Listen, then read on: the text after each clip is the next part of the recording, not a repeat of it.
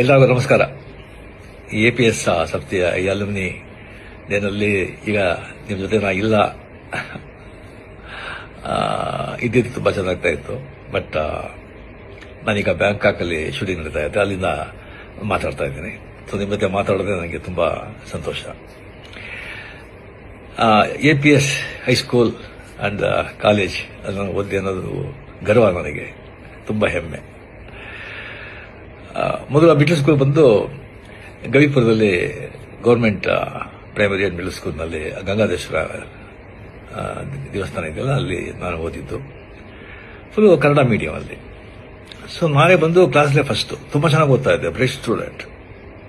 Class ನಾನೇ monitor.